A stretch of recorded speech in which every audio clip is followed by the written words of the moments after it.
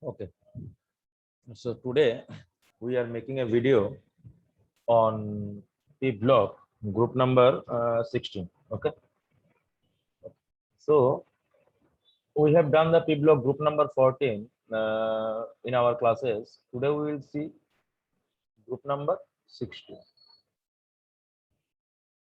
P block. इस group में जो जो एलिमेंट है oxygen, sulphur, selenium, tellurium, polonium. Okay, इन लोगों को पहले से इस ग्रुप को group number 16 is called as chalcogens. Yeah, we have to know the physical properties of this group.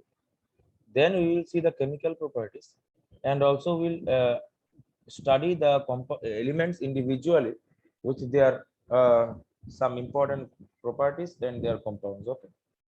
Now, physical property में पहले आता है जो वो है आपका size. Generally, the size increases, but the increase in size from oxygen to sulfur is very high, and then increases gradually, and then increases gradually. Why this happens? This kind of phenomenon is seen in group number 13, 14, 15, and as well as 16, 17. You can see this kind of phenomenon in group number 13, 14, 15, 16, 17, all of them. Why? Because oxygen has 2 electrons in the penultimate shell. What is this penultimate shell? Because you can see the atomic number of oxygen. This will be 2,6. Now you see that in the penultimate shell there are 2 electrons. In case of sulfur, this is 2, 8, then 6. Now you see in the penultimate shell there are 8 electrons. So what happens if the, I'm writing here, if the penultimate shell has a noble gas like configuration or 8 electrons in it, then the screening power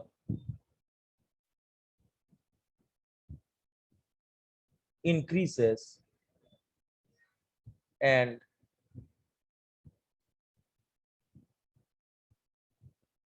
screening power decreases. Sorry.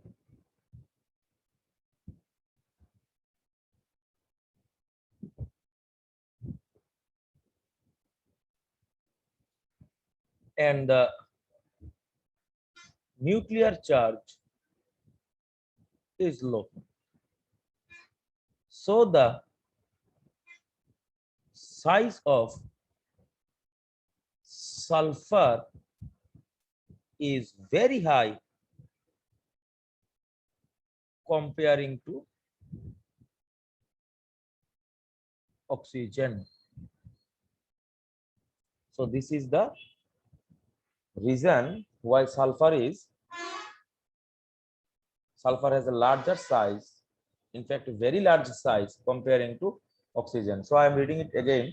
If the penultimate shell has a noble gas configuration or 18 electrons in it, the screening power increases and the nuclear charge is low, so the size of sulfur is very high comparing to that of oxygen. So this is the size. Okay, now if we move on, there are many physical properties. One is the electron gain enthalpy.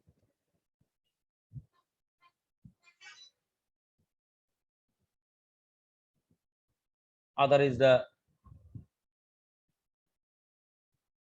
ionization potential. What is electron gain enthalpy? The enthalpy change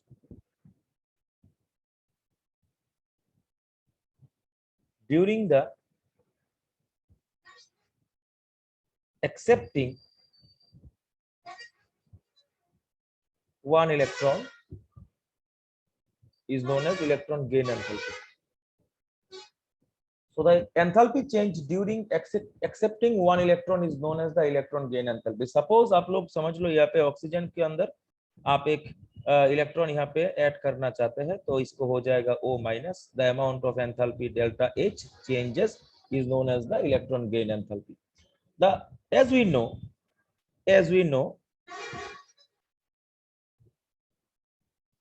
while going from top to bottom, the enthalpy becomes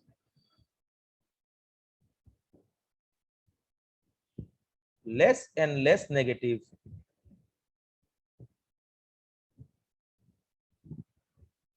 but sulfur has a more negative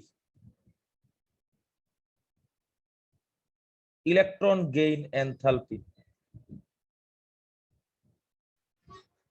You should see this trend in all the groups such as group number 13, 14, 15 and 16. Why this happens? Because you can see oxygen has a smaller size.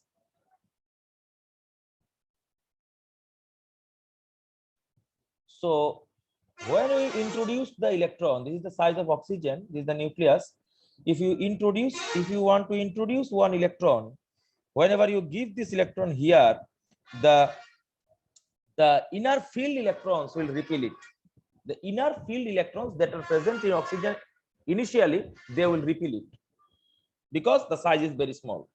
But in case of whenever you want to give in sulfur, you will see that the size is much more larger and you can easily introduce one electron. That will be not a problem because sulfur has a larger size. So if you want to introduce the electron, the inner field electrons will never or will give a less amount of repulsion. So it is easier to give one electron in sulfur rather than in oxygen. That's why sulfur has a more electron affinity. Sulfur has a more electron affinity. That's why the electron gain enthalpy is more negative.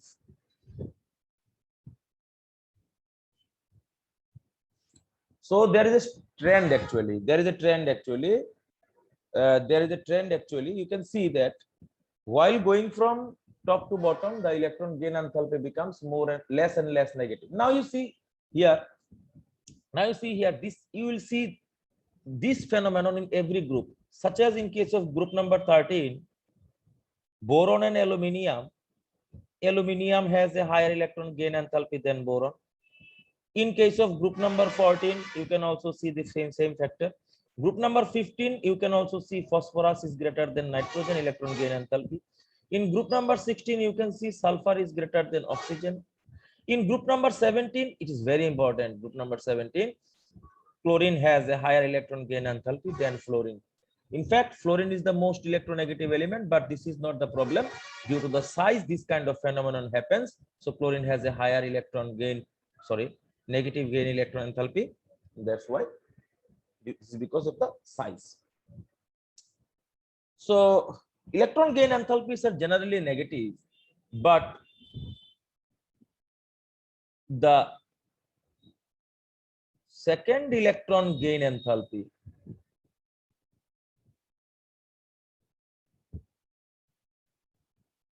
is of oxygen is plus VE positive. आप लोगों को लग रहा होगा यहाँ पे, as you are seeing that oxygen, whenever you give electron, it will have O minus, and O minus whenever you give electron, this will give O2 minus. And you are here, and you have seen oxygen as O2 minus. You can also argue that in case of O2 minus, it has a octet satisfied. It has octet satisfied, but why the delta H is positive? Why the delta H is positive? Because this electron present in the oxygen will definitely repel this electron. So you have to give the energy to the oxygen. That's why it is an endothermic process. Endothermic process, enthalpy is always positive. I am sorry for the background noise. Actually, as I am staying outside of the bus stand, that's why there are some noise. Okay, so I am sorry for the inconvenience. Okay, so this is the second electron gain enthalpy of oxygen that is positive in nature. Now the next, that is ionization potential.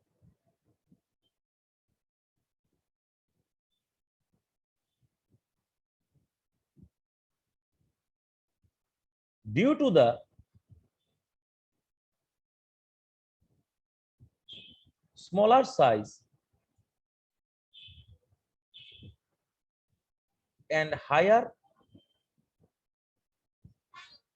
electronegativity, the IP of oxygen is the highest among them. So ionization potential, there is the trend is very smooth actually, while going from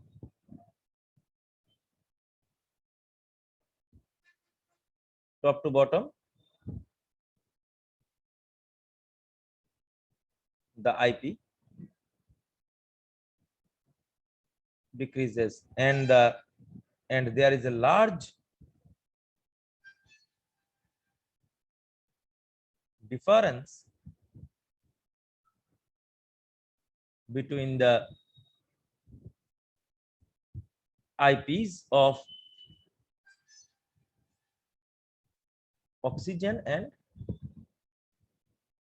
sulfur due to abnormal increase in size of sulfur comparing to oxygen. So ionization potential में कोई different trend नहीं है generally.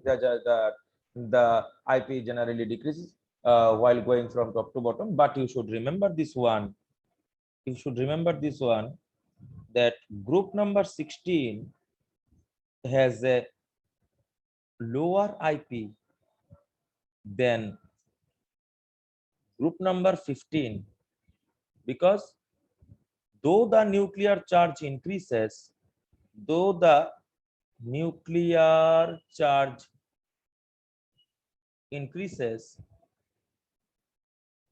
but the stable configuration of group 15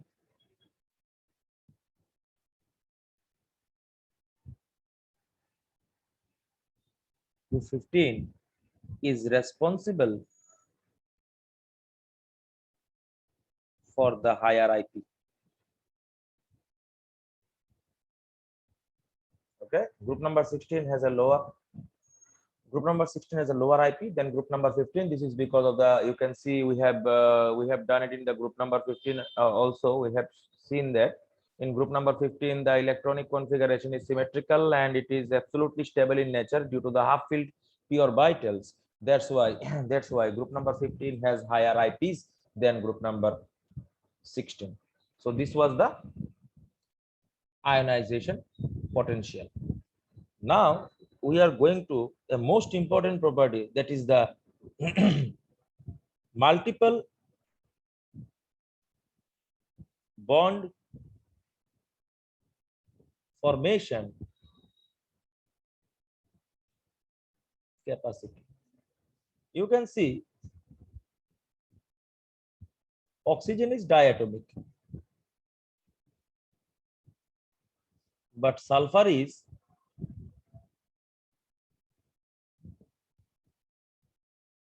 octatomic. It is S8. So oxygen, इसमें क्या होता है? Oxygen can form p pi multiple bonding. Okay, p pi multiple bonding कैसे होता है? यहाँ पे देखिए, ये है आपका p ऑर्बिटल, इसका हो गया p ऑर्बिटल, सिग्मा बॉन्ड में टेक पार्ट कर लिया। यहाँ पे x का pi ऑर्बिटल है, इसमें भी इसका pi p ऑर्बिटल है, इसमें ओवरलैपिंग होता है और स्टेबल हो जाता है। तो इसमें क्या होता है, p pi मल्टीपल बॉन्डिंग कैसे प्रोड्यूस करता है? Because their p orbitals are comparable sizes and they can overlap with each other. But in case of sulfur, it has a d orbital. It is a vacant d orbital. So it cannot form p pi multiple bonding. That's why O2 is a diatomic in nature and can form a pi bond. But sulfur generally does not produce a pi bond with another sulfur. So sulfur generally exhibits this kind of phenomenon.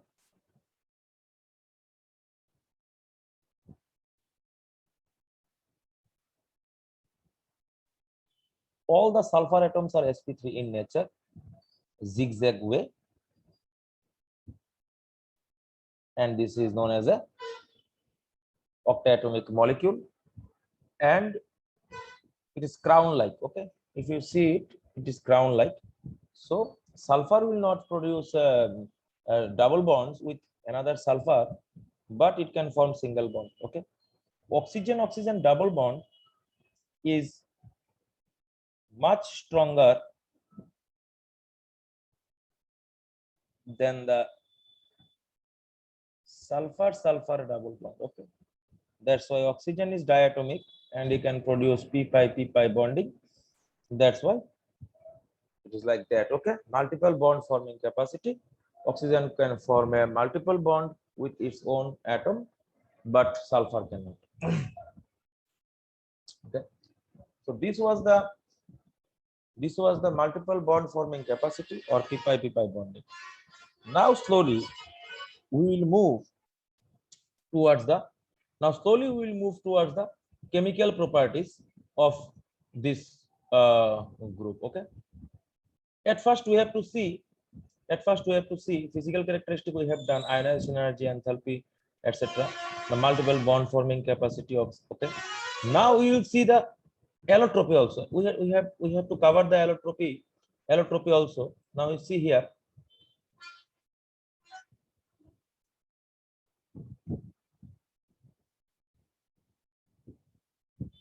आप लोग तो जानते हैं oxygen can form two allotropes, normal oxygen and ozone.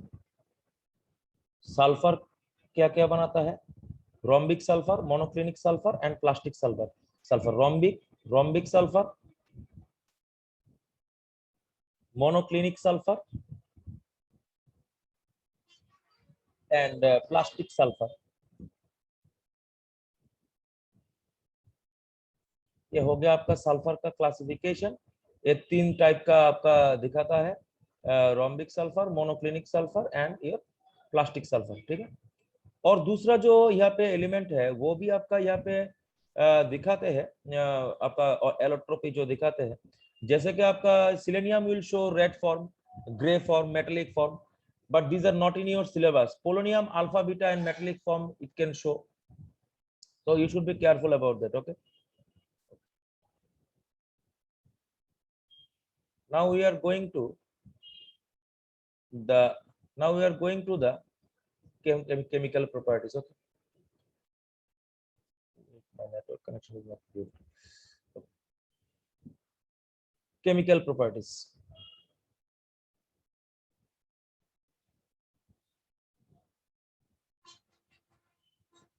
पहले हम लोग देख लेते हैं इसका हाइड्राइड क्या है, ग्रुप का hydride.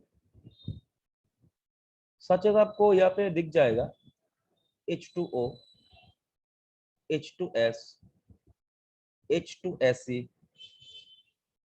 H2Te, H2PO।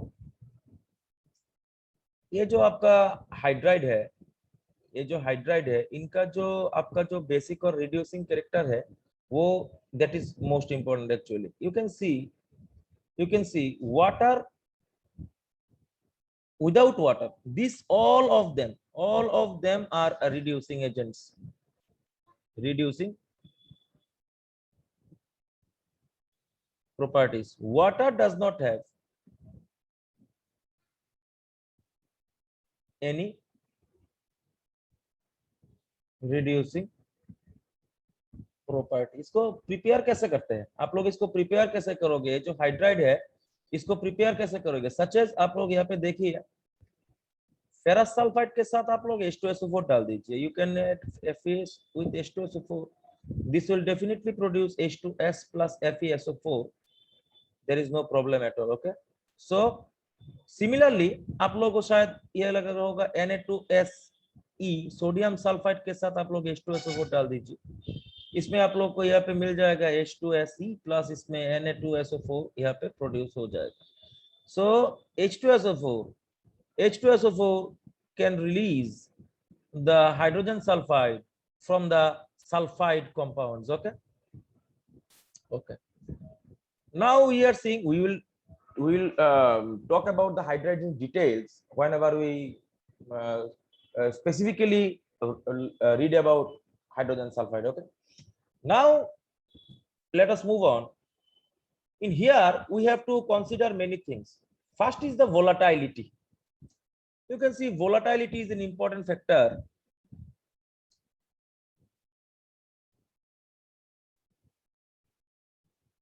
You can see H2O, it is least volatile among them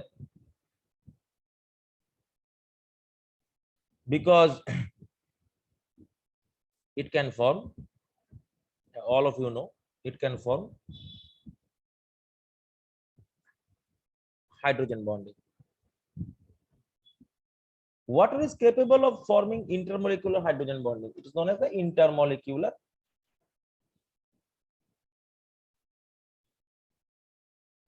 hydrogen bonding.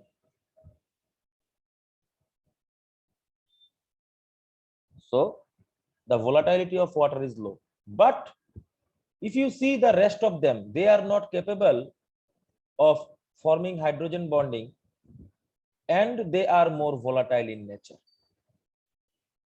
okay. Now we will discuss the covalent character or thermal stability. Water is the most stable among them. Thermal stability,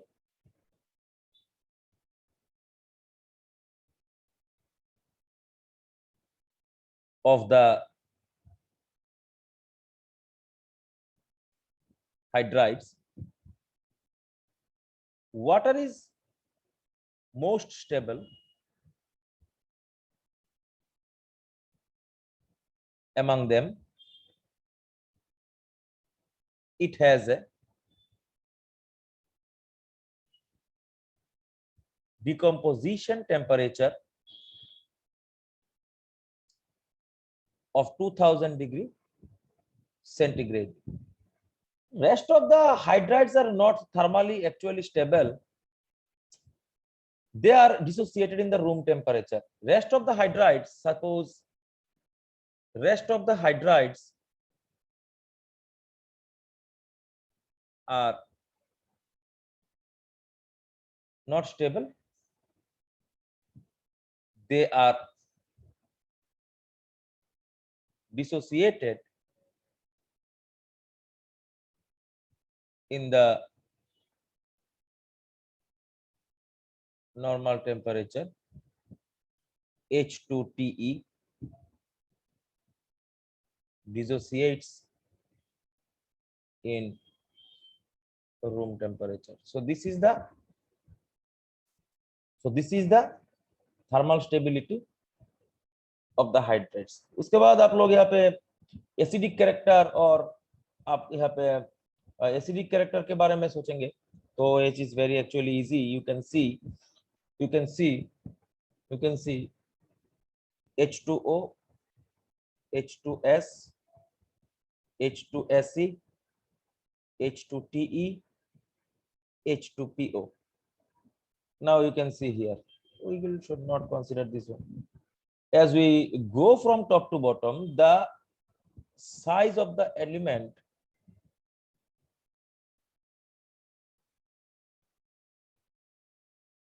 increases.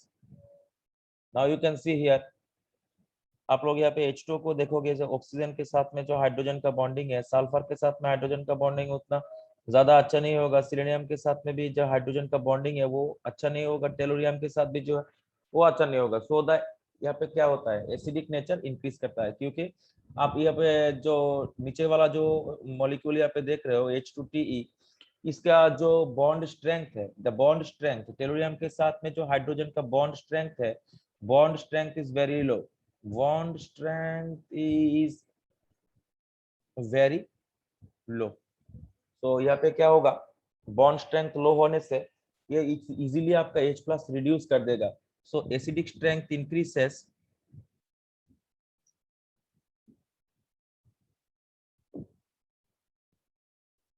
in the hydrides while going from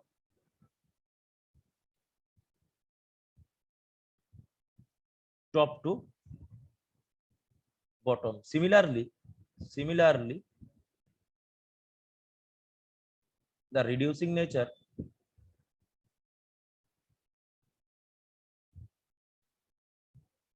also increases while going from top to bottom. So this is the trend of their reducing nature. Okay. Now यहाँ पे आप लोग इसका जो shape देखोगे यहाँ पे, सो हम लोग पहले भी इसको देख चुके हैं। जो ये आप लोग देखोगे, द शेप जो है V शेप का होता है, but the bond angles are not equal.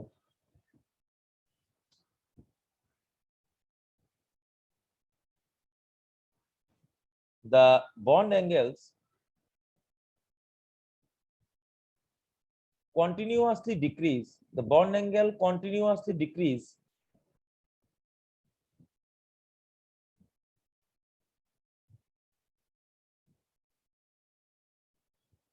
while going from top to bottom. जैसे कि आपका H2O का जो बॉन्ड एंगल है वो मुझे लगता है 105 डिग्री के आसपास है। H2S का 92 के आसपास होगा, ठीक है। H2S का हो जाएगा 92 के आसपास। H2Se का मुझे लगता है 90 के आसपास हो जाएगा, ठीक है, 91 और 91 के आसपास हो जाएगा। सो bond angle, you can see the continuously it is decreases. It is a very important point, and question comes from this point, that why the bond angle decreases while going from top to bottom in the group number 16. This is because while going from top to bottom, the ability or the tendency to produce or to use the sp3 hybridized orbital decreases. They are normal bonds. Okay, so with the bond angle, you can see the, in case of hydrides, you can see also in group number 15 also, in case of ammonia and phosphine, the bond angle is much more different between them. Okay, so bond angle के बारे में आप लोगों को सिर्फ एक ही बात यहाँ पे याद रखना है, जो द बॉन्ड एंगल है द हाइड्राइड्स और the halides continuously decrease while going from top to bottom. क्या हो गया आपका बॉन्ड एंगल। ओके, अब हम लोग चले जाएंगे इसके आपका जो इसका जो आपका जो केमिकल प्रॉपर्टीज है ऑक्साइड। हम लोगों ने पहले अभी हाइड्राइड्स देख लिया, अभी हम लोग देखेंगे इनका ऑक्साइड कैसे होता है, ठीक है।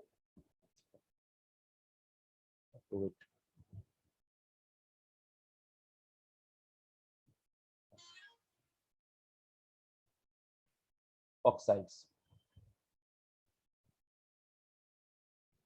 जैसे कि इनका जो ऑक्साइड है, आप लोग यहाँ पे देखोगे, जो the basic nature of the oxide है वो यहाँ पे इंक्रीज करता है while going from top to bottom. जैसे कि यहाँ पे दो टाइप का ऑक्साइड यहाँ पे निकलता है इस ग्रुप से, एक वन हो गया आपका MO2, दूसरा हो गया आपका MO3।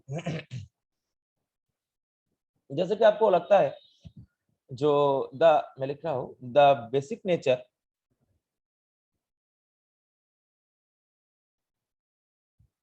increases while going from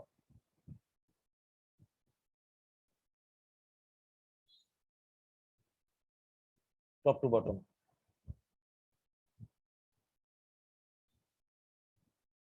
in the group कैसे हो गया, आप लोग को यहाँ पे एक एग्जांपल दे देता हूँ। SO2, इसमें आप वाटर डाल दीजिए, इसमें हो जाएगा H2SO3। सिमिलरली आप सिलेनियम डाइऑक्साइड में भी वाटर डाल दीजिए, हो जाएगा H2SeO3। But the problem arises when आप टेलोरियम ऑक्साइड में सोडियम हाइड्रोक्साइड डालेंगे, ये वाटर के साथ नहीं रिएक्ट करेगा, या सोडियम हाइड्रोक्साइड के साथ में रिएक्ट करेगा, और यहाँ पे निकलेगा यहाँ पे वाटर और निकलेगा Na2TeO3। ये हो गया आपका। इससे पता चलता है कि जो ऑक्साइड का जो प्रॉपर्टी है वो आपका ऊपर से नीचे जाने तक उसका बेसिक नेचर जो है वो इंक्रीज करता है। ठीक है। और दूसरा बात यहाँ पे जो है, आप लोग क्या यहाँ पे नोटिस करोगे, सल्फर डाइऑक्साइड जो है ये गैसियस होता है, और आपका TeO2 जो है वो आपका हो गया white crystalline solid, white solid हो गया आपका।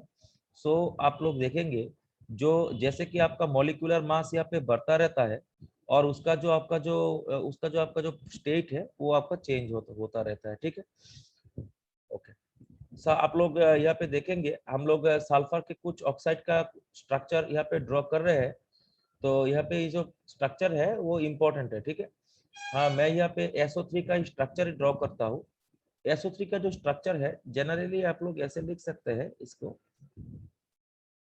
बट ये जो है स्ट्रक्चर ये ओरिजिनल स्ट्रक्चर नहीं है, बिकॉज ये साइक्लिक फॉर्म में रहता है और लीनियर फॉर्म में भी इसको आप यहाँ पे पा सकते हैं। ठीक है। तो हम लोग यहाँ पर इसका जो साइक्लिक फॉर्म है उसको ड्रॉ करने की कोशिश करते हैं। ठीक है।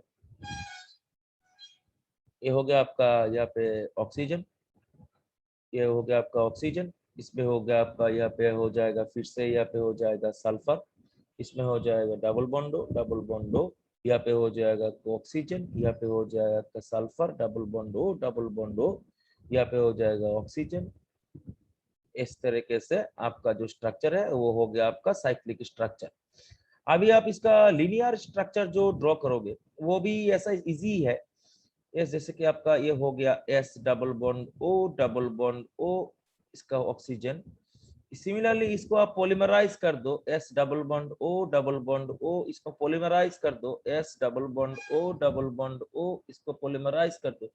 सो इस तरीके से आपका जो साइक्लिक स्ट्रक्चर है वो साइक्लिक स्ट्रक्चर भी आपको यहाँ पे मिल जाएगा।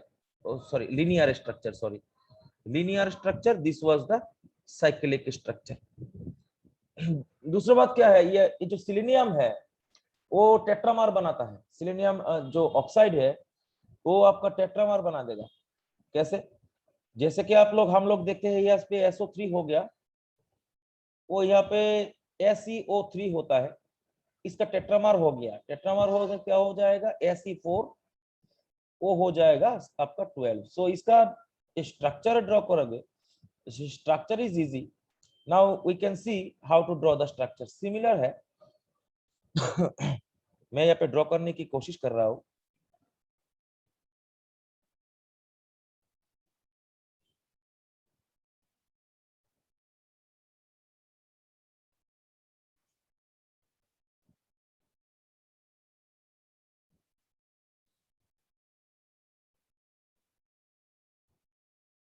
ये हो गया आपका Fe4O12 का स्ट्रक्चर।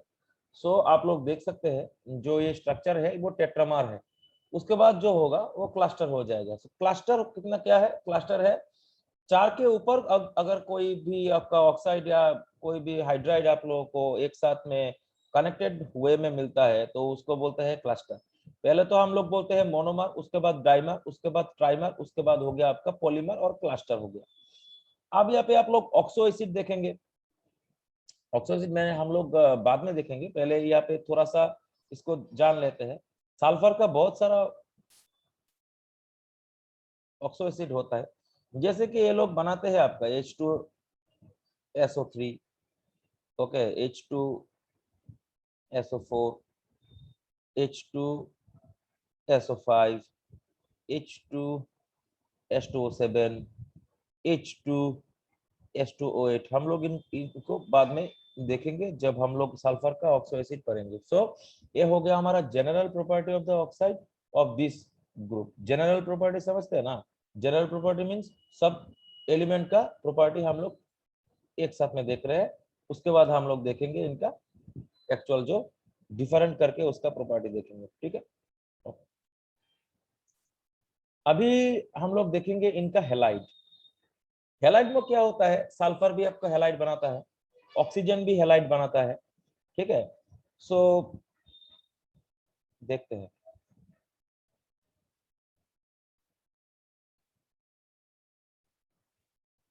जैसे कि आपका ऑक्सीजन का जो हैलाइड है वो तो आपको देख के पता ही चल जाएगा, OF2।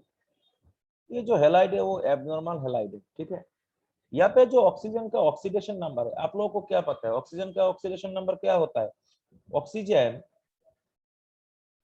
Can show different oxidation states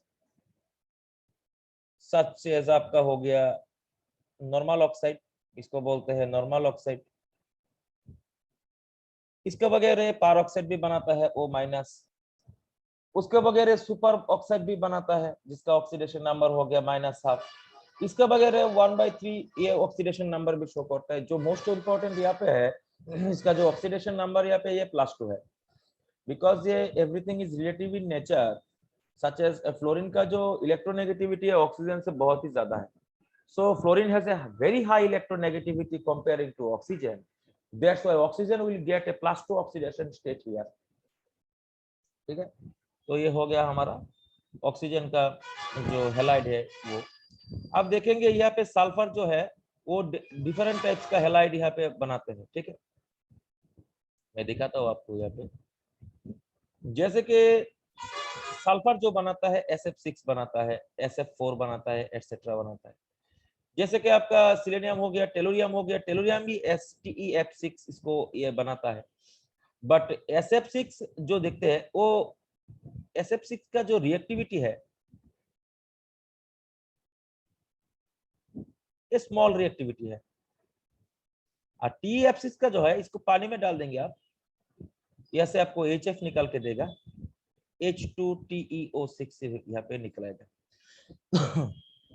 okay, सो ये हो सॉरी H6 होगा, इसका ऑक्सीडेशन नंबर है H6TeO6, ये आपको यहाँ पे निकाल के देगा। सो आप लोग देख रहे हैं SF6 का जो स्ट्रक्चर है वो SF6 का स्ट्रक्चर आप लोग जानते हैं। तो स्ट्रक्चर है आपका ऑक्टाहेड्रल स्ट्रक्चर। यहाँ पे सेंटर में एक सल्फर होता है, यहाँ पे फ्लोरीन होता है, फ्लोरीन होता है, फ्लोरीन होता है। इसको आप यहाँ पे देखिएगा तो इसका जो स्ट्रक्चर हो गया वो हो गया आपका ऑक्टाहेड्रल स्ट्रक्चर, जिसका हाइब्रिडाइजेशन आप लोगों को पता है sp3b2। so we know the hybridization as well as the structure, and we will discuss the halides in the detailed form in our when we read the sulfur. Okay, now we are going to see some properties or difference between oxygen and sulfur, then we will enter into the oxygen, okay, individually. At first आप लोग देखोगे, मैं आपको बता दे रहा हूं, आप लिख सकते हैं। ऑक्सीजन का जो पेनल्टीमेट शेल है इसमें 2 इलेक्ट्रॉन होता है, और सल्फर का जो पेनल्टीमेट शेल है इसमें 8 इलेक्ट्रॉन होता है। ऑक्सीजन का जो कलर होगा वो कलर आप लोग देखेंगे, एक कलर जो है ये कलरलेस है, मैं यहाँ पे लिख दे रहा हूँ आपको, लिख के देने से आपको इजी होगा। यहाँ पे एक सेपरेशन कर लेते हैं। ये हो गया आपका ऑक्सीजन, ये हो गया आपका सल्फर। मैं शॉर्ट में लिख रहा हूँ। इसका जो कलर है कलरलेस पेल येलो। नंबर 2, इसका जो पेनल्टीमेट शेल है 2 electrons in the penultimate shell in the n-1 भी लिख सकते हैं आप। यहाँ पे लिख सकते हैं आप, यहाँ पे आप लिख सकते हैं कि इसका जो है 8 इलेक्ट्रॉन्स है इन द पेनल्टीमेट शेल। उसके बाद oxygen is most abundant, okay, form found easily in the nature.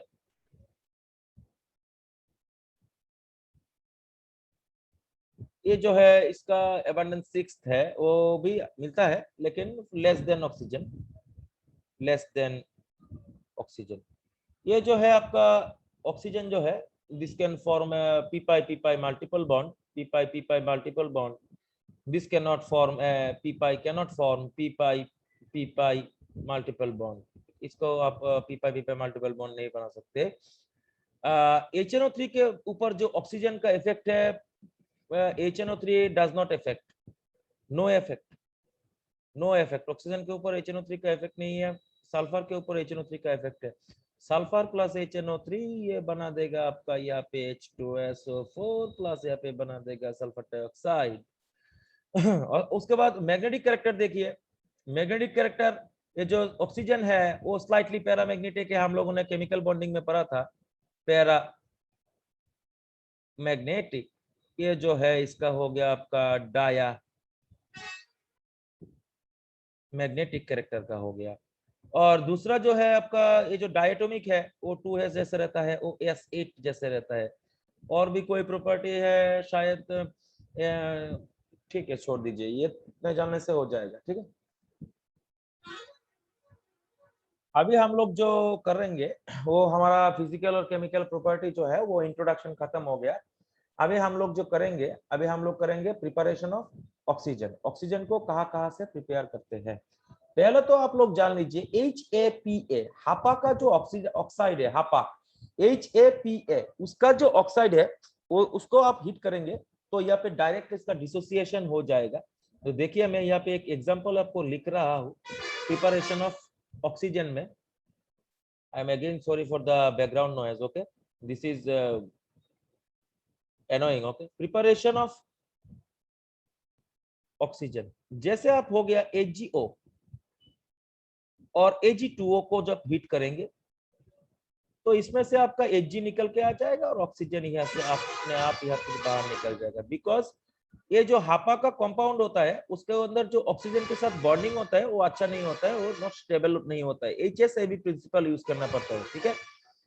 Ag2 के अंदर भी सेम है, यहाँ पे Ag आपका नीचे निकल जाएगा और ऑक्सीजन यहाँ से आपका बाहर आ जाएगा। इसके बाद आप लोग हापा का ऑक्साइड के बाद में भी डिकम्पोजिशन ऑफ हायर ऑक्साइड उसका भी कर सकते हैं थर्मल डिकम्पोजिशन। जैसे कि आपका MnO2 हो गया, इसको आप हीट करेंगे, ये निकला गया आपका Mn3O4, उसके बाद यहाँ से ऑक्सीजन निकल जाएगा। सो ये भी आप कर सकते हैं। उसके बाद इसका जो लेड का जो ऑक्साइड है उससे भी आप निकाल सकते हैं, Pb3O4 से भी निकाल सकते हैं। Pb3O4 से निकालेंगे, इसको हीट देंगे, PbO बनाएगा और यहाँ से ऑक्सीजन निकल जाएगा। सो different types of oxide on thermal decomposition can also produce oxygen। आप लोग यहाँ पे बेरियम ऑक्साइड का भी हीट कर सकते हैं, बेरियम सुपर ऑक्साइड का। जैसे कि आपका BaO2 हो गया, इसमें आप हीट करेंगे, यहाँ से आपका बेरियम ऑक्साइड निकलेगा, उसके साथ ऑक्सीजन यहाँ से आ जाएगा, ठीक है। तो ये हो गया हमारा हीटिंग इफेक्ट। हम लोग हीटिंग करके कैसे निकाल सकते हैं। Okay, now we see how to release oxygen from peroxide। It's actually very easy। आप लोग एक काम कर दिए, यहाँ पे सोडियम पेरोक्साइड ले लीजिए, उसके बाद अब इसको वाटर में ऐड कर दीजिए, यहाँ पे NaOH निकलेगा, इससे साथ में ही ऑक्सीजन निकल के आ जाएगा। So oxygen can be prepared by this way also। Now what happens in the laboratory, there are different ways of preparation, okay, there are different ways of preparation. आप डाइक्रोमेट को heat कर सकते हैं, आप dichromate को heat कर सकते हैं, पोटेशियम क्लोरेट को हीट कर सकते हैं, पोटेशियम परमैंगनेट को भी हीट कर सकते हैं। जैसे कि आपका हो गया डाइक्रोमेट को हीट करेंगे, K2Cr2O7, इसको आप हीट करेंगे तो यहाँ पे क्या निकलेगा, यहाँ पे निकलेगा K2CrO4, K2CrO4, इसके साथ में निकलेगा Cr2O3 क्रोमियम ऑक्साइड, उसके साथ में निकलेगा आपका ऑक्सीजन। सो यहाँ पे ऑक्सीजन ऐसे ही निकलता है, ठीक है। उसके बाद इसको हीट करना पड़ेगा 400 डिग्री सेंटीग्रेड के आसपास। KMnO4 को हीट करेंगे, ऐसा ही होगा, सेम होगा, हीट करेंगे तो क्या होगा, KMnO4 से यहाँ पे निकलेगा MnO2 निकलेगा, K2MnO4, जिसका ऑक्सीडेशन नंबर है आपका 6, K2MnO4 प्लस MnO2 निकलेगा, प्लस यहाँ से ऑक्सीजन भी निकलेगा। आप KClO3 से आप हमारा जो लेबोरेटरी प्रिपरेशन है वो KClO3 से करते हैं। KClO3 को आप हीट करेंगे तो ये आपको KCl प्लस ऑक्सीजन देके जाएगा, ठीक है।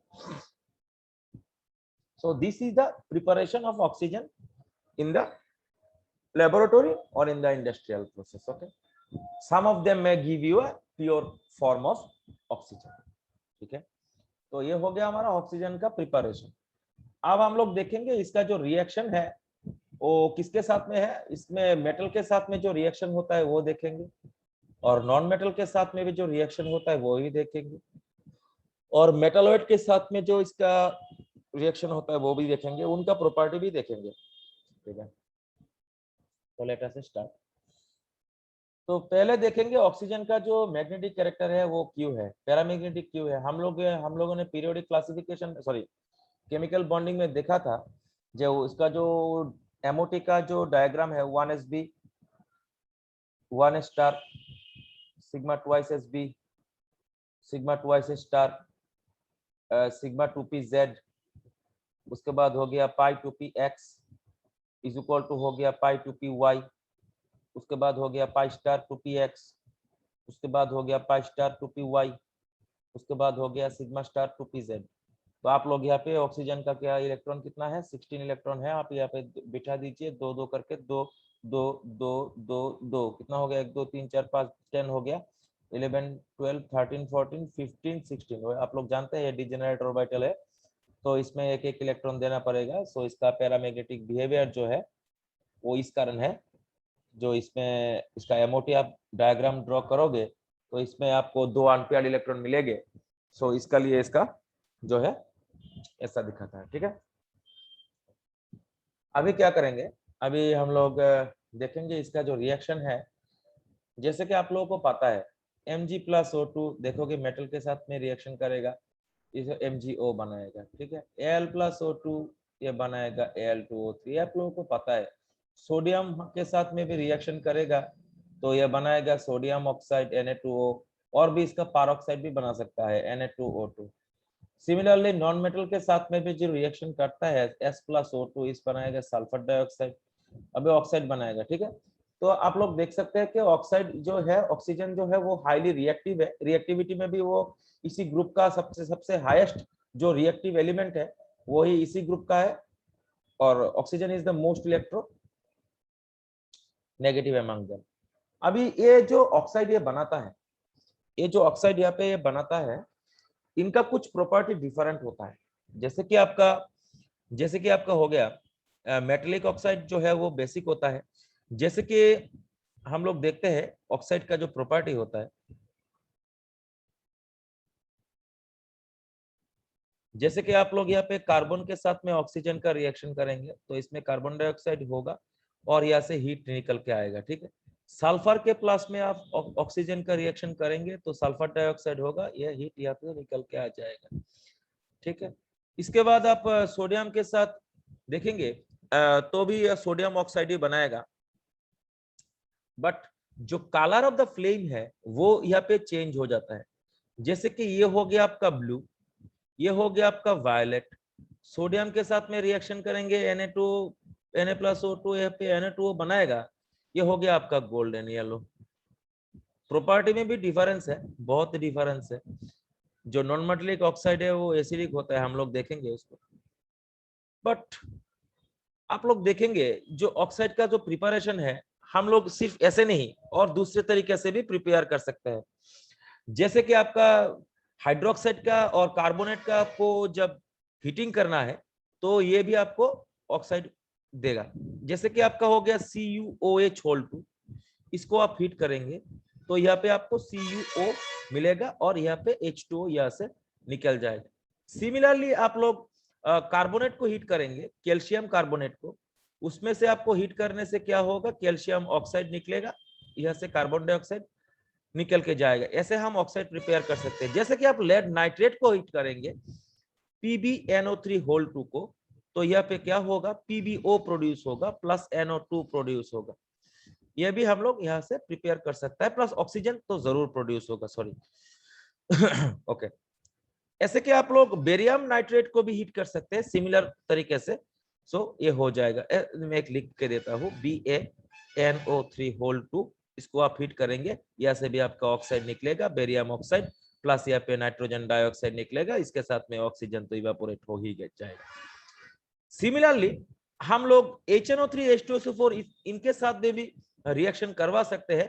जैसे कि आप लोग यहाँ पे देखेंगे कार्बन के प्लस में HNO3 स्ट्रॉन्ग एंड कॉन्सेंट्रेट का रिएक्शन करेंगे तो यहाँ पे आपको निकलेगा CO2 प्लस निकलेगा NO2, ठीक है, और यहाँ पे कॉन्सेंट्रेटेड है तो यहाँ पे वाटर भी यहाँ पे निकलेगा।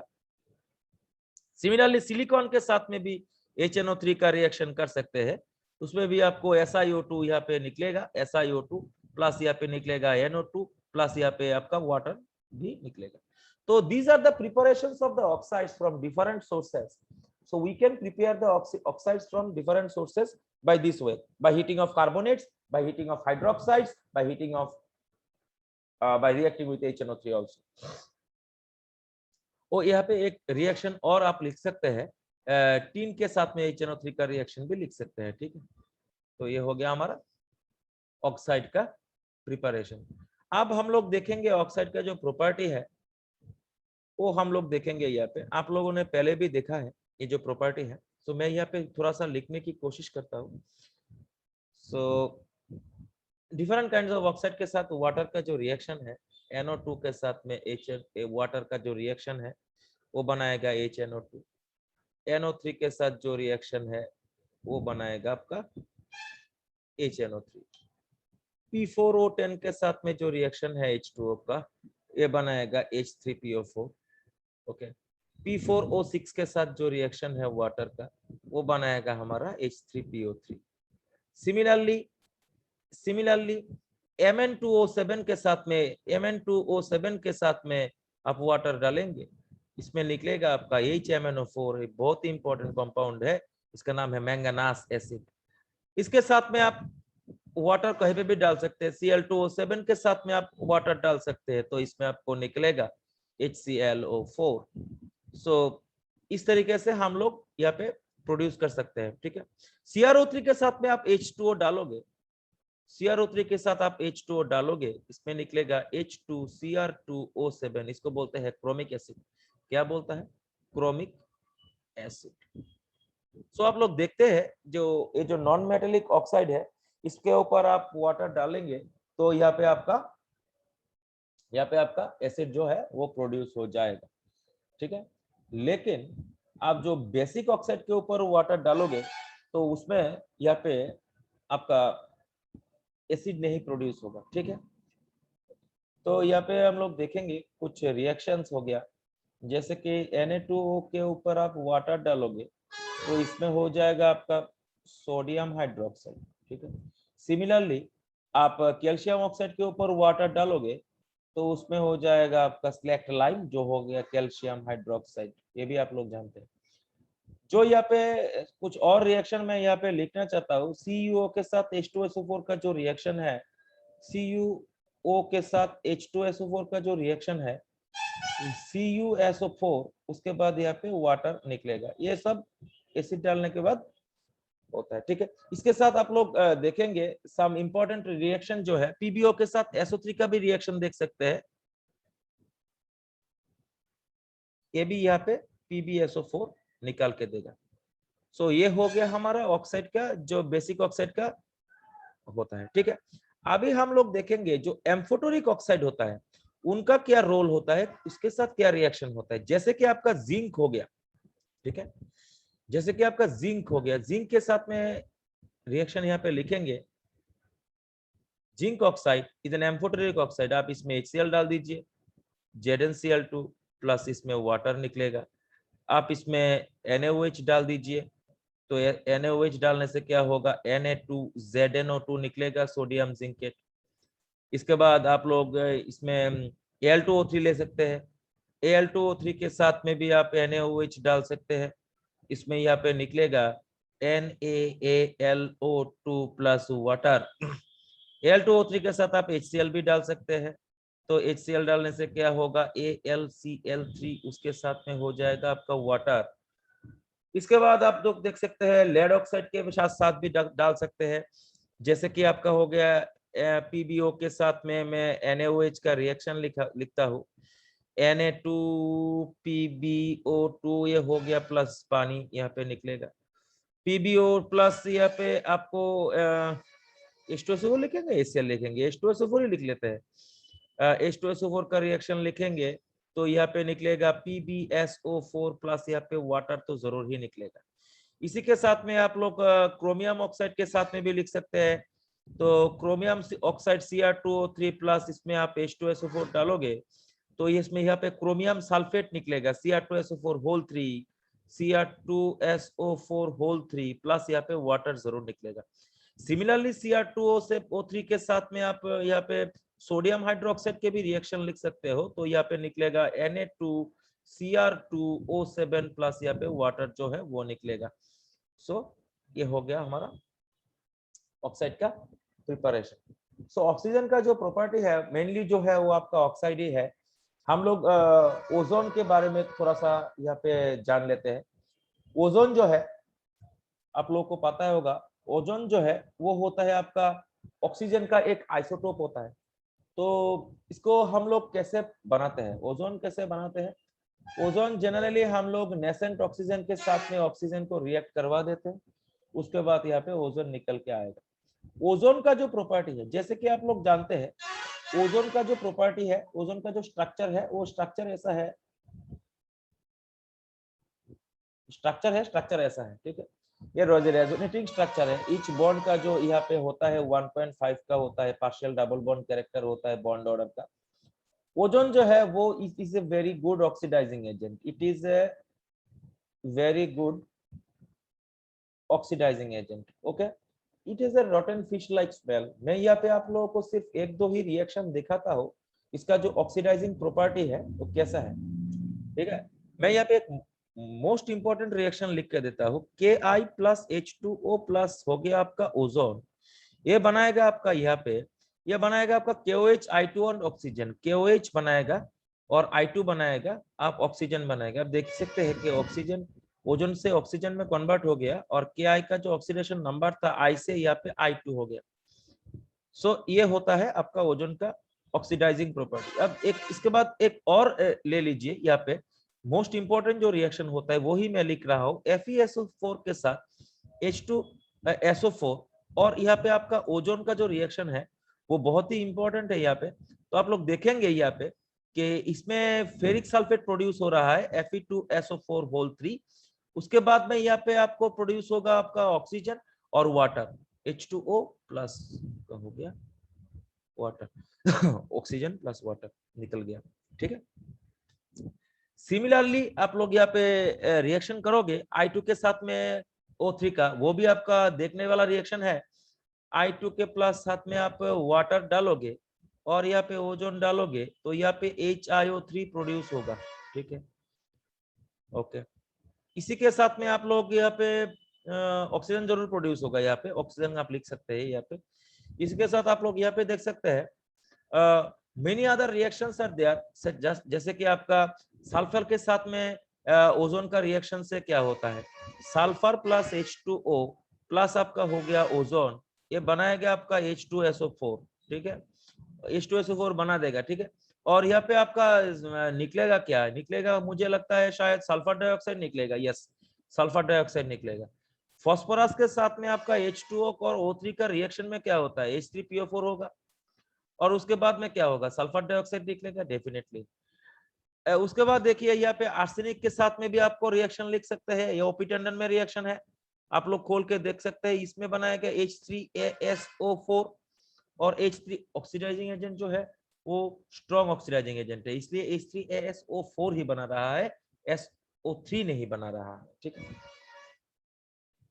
So this is our reactions of ozones and their oxidizing property.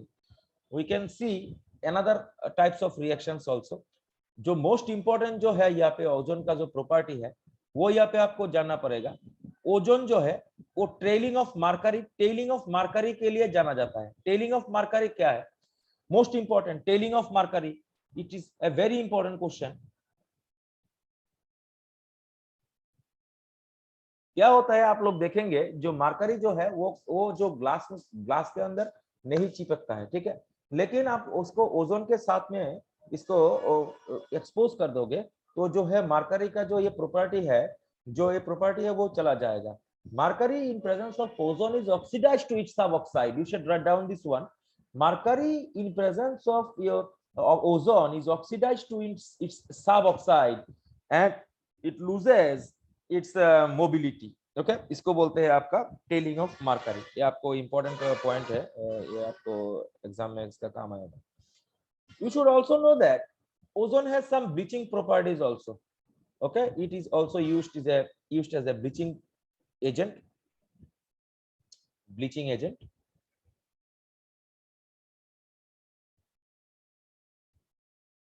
Okay.